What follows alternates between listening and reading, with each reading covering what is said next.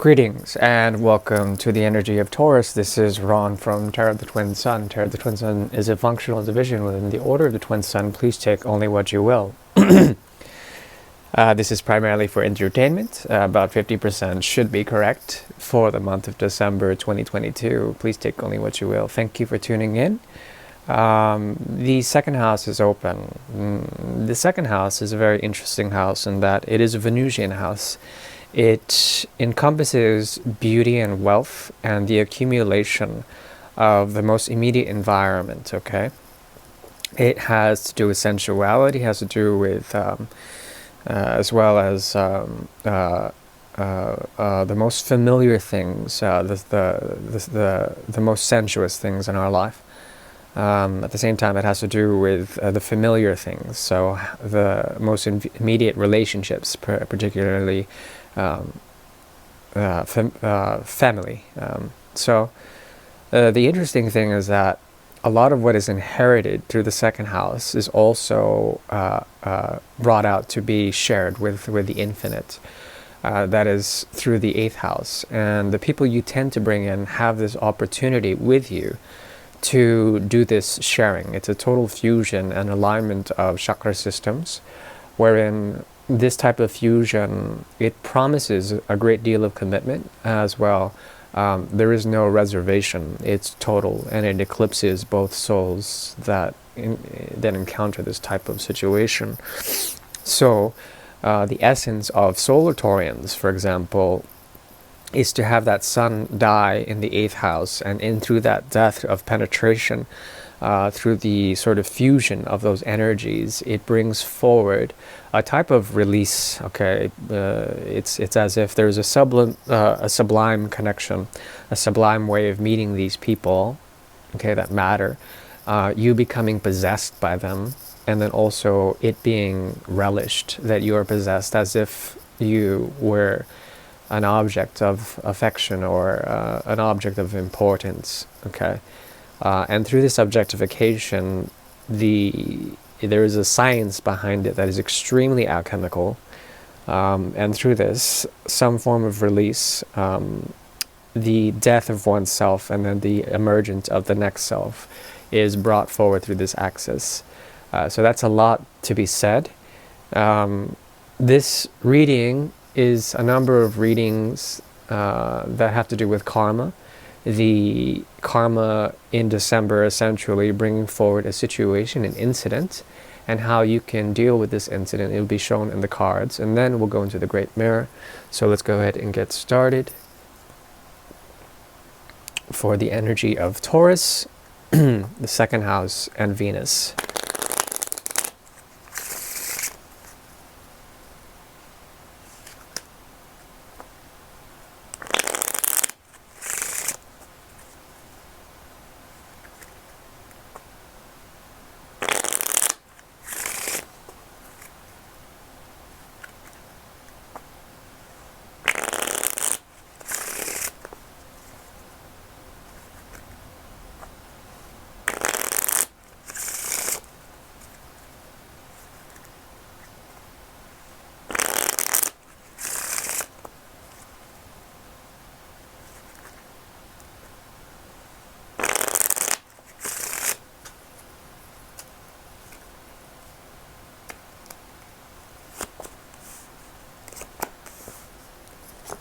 In the month of December, there is a possibility of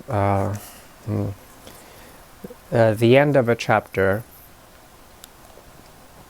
Okay.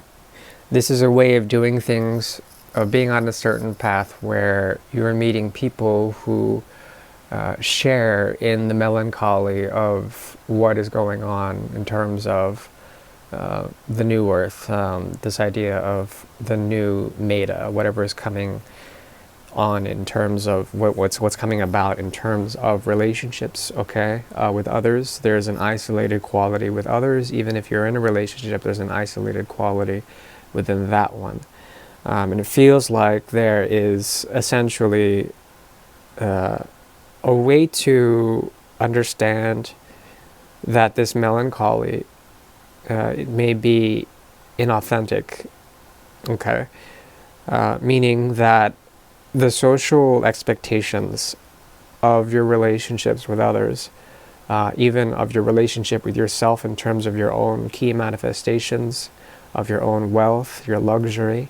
There's something about it where you feel, there's a possibility to feel like there's a weightlessness, a lightness, wherein only you understand this. Other people can also understand this, but then this understanding, this shared understanding, won't be known. There is an oppressive quality, a depressive even quality that is going on, that it's trying to show you something more about the authentic way to do things with others, Please note that there still is an authentic way to do things with others, even if it requires a great deal of isolated respect for each other, for your own path, for theirs. And then even though there is an understanding that through this isolation, through this sort of disintegration with another, there still is a path that is shared, that is leading up to somewhere. What is it leading up to? The Four of Cups. Okay. What I see here is a path of self-realization wherein you cannot, it's difficult to share this with others, but at the same time you become quite mature in terms of your own spiritual evolution. Okay. There's something about you that has been needing to nurture others in the past. There's a version of yourself where you've been playing the role of a mother, or as someone who nurtures the world around them, that brings water to their earth. And now there's this type of drudgery, there's this sludging through the mud of existence, and on this path there's a need to find a reason why. The reason is here. It's moving from the Three of Cups in the reverse to the Four of Cups. Okay, so what you may be gifted with in the future is something that you may not want to take, even if it were given to you. There's something about you that is wallowing, not in self-pity, but in self-realization of some form. And from this, there's an ability to realize what is really authentic, that even though you don't have to share with others what you're going through, there's an ability to become quite mature in terms of your own spiritual evolution. Let's go on and move into more of an incidental look at what may be going on in December.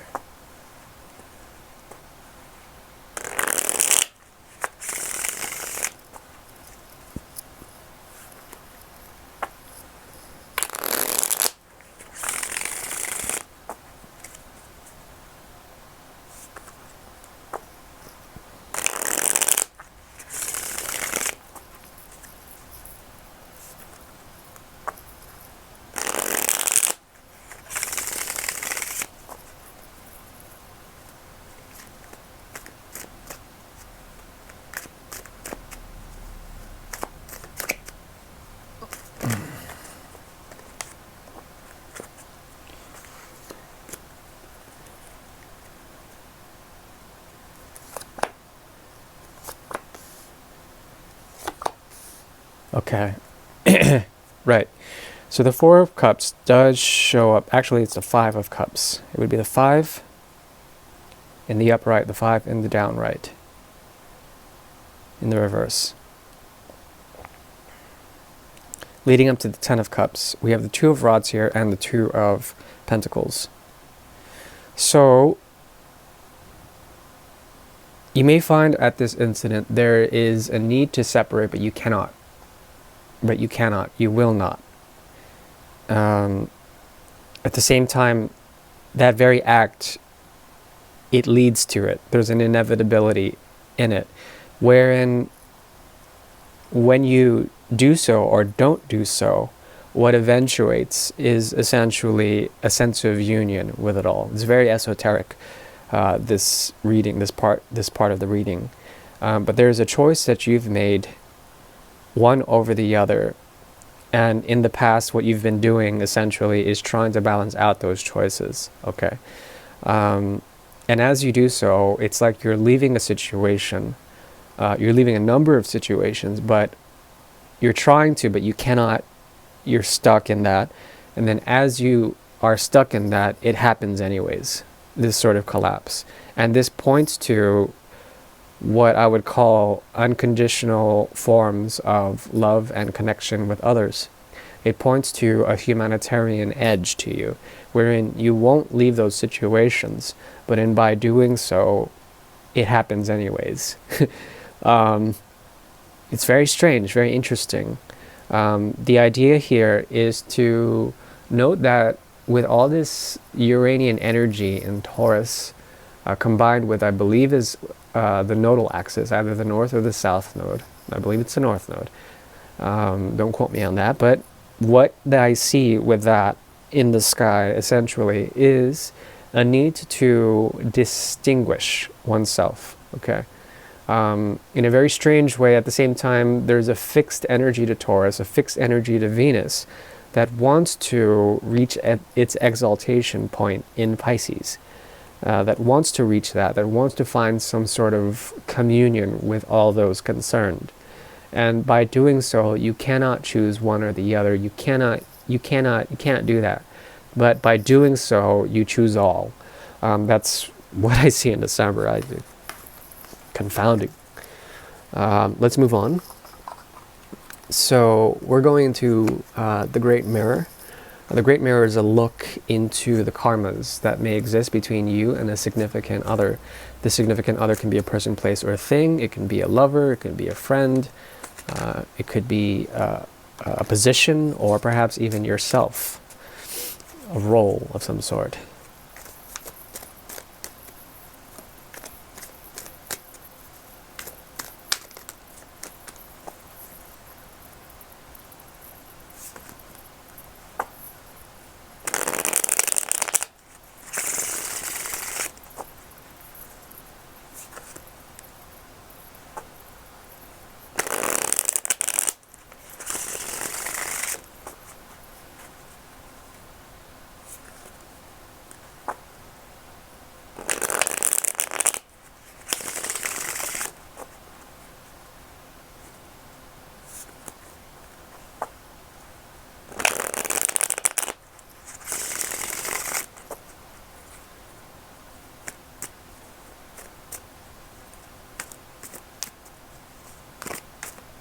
Okay.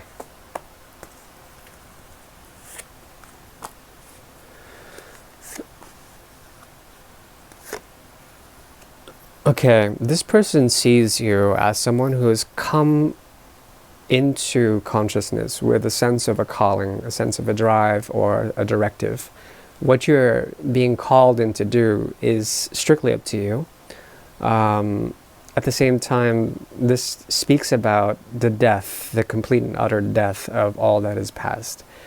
And this brings to mind essentially a way of not resurrecting anything, not having to deal with the past. Okay, there is an escapist mentality about you that is deeply rooted into your subconscious.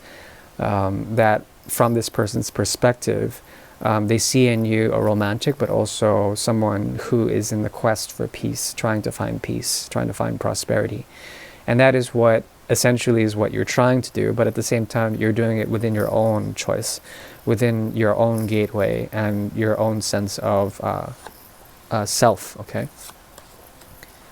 There is a changeable, wow, lots of aces for them. There's something about them that is trying to change their mind about this connection, about something. They have been offered something that is symbolic, or that resembles what they should be giving to you, what you should be giving to them. And there's a great deal of expectation in all of this. They're trying to come up with a way to communicate the truth in a form that's very extreme, that's very cutting. At the same time, there is this type of connection symbolizes for them on a subconscious level, pure union, and they're somewhat embarrassed about this. There's something about them reaching a type of connection with you that is trying to find, much like you, a sense of peace. But what emerges out of this is the Two of Swords, Four of Swords in the reverse, and Six of Swords on your side. There is a route to doing things in terms of an economical equilibrium, a sense that you would come to a still point wherein one way of thinking and another way of thinking would negate itself, and then there's you being informed by eclipses of your own self, your true expression, and the mind, and trying to work those two agents out to come up with clarity, okay, or at least a reflective quality to what you're really trying to sort of bring about. So this is all very esoteric stuff. What I do see here is a restlessness, okay, that on a very deep level, it connects both of you, but this restlessness, it causes exhaustion on the connection. And there also is a transactional energy about it, wherein both of you are keeping tabs on a very, on an almost psychic level of who's thinking about who more, something like this. It's very interesting. There also is a possibility here of you trying to be cold, trying to be exact, and them doing so as well. There's something about the holding back of resources when it comes to the mind, when it comes to energy, when it comes to reality, and the holding back of that in general. But then there is a counterpart energy here. There is someone who can give you something, but they're not. But then they're debating on why they're not or why you aren't. Now, this all culminates to a type of sincerity that pulls both of you together, wherein your own choices and theirs to make some form of thing work. It has to do with essentially a myriad of choices and choosing one of them. The irony here is that if both of you choose to program this emotional connection, this meaningfulness, it would be authentic, but it would be treated in terms of the greater good. It would be authentic for the greater good. It would be an act of compassion, as opposed to passion, as opposed to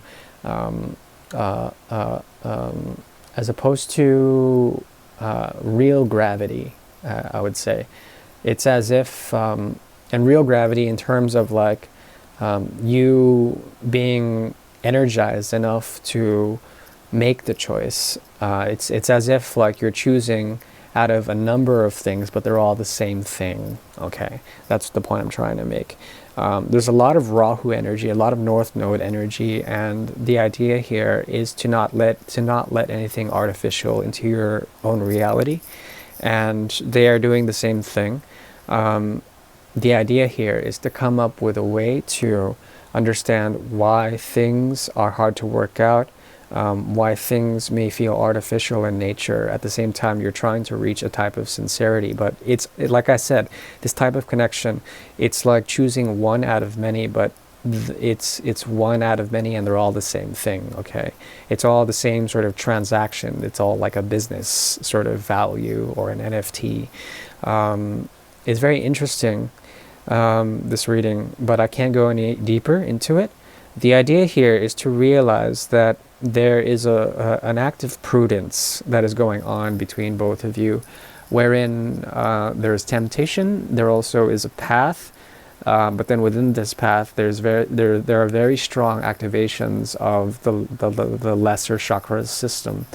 The base energy of this is quite intense, wherein there is pointed to a type of healing that could occur through this connection, and if it does, it will lead to essentially an understanding of why things may seem extremely stale on the front of love, or on the front of creativity, on the front of transactions on an emotional nature. Okay,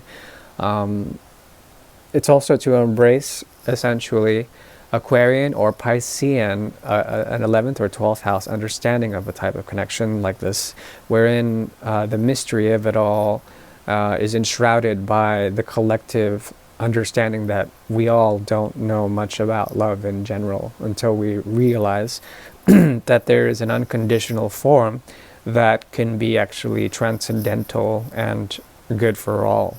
And that's the best I can do for this reading. I do wish you well. Thank you. Bye-bye.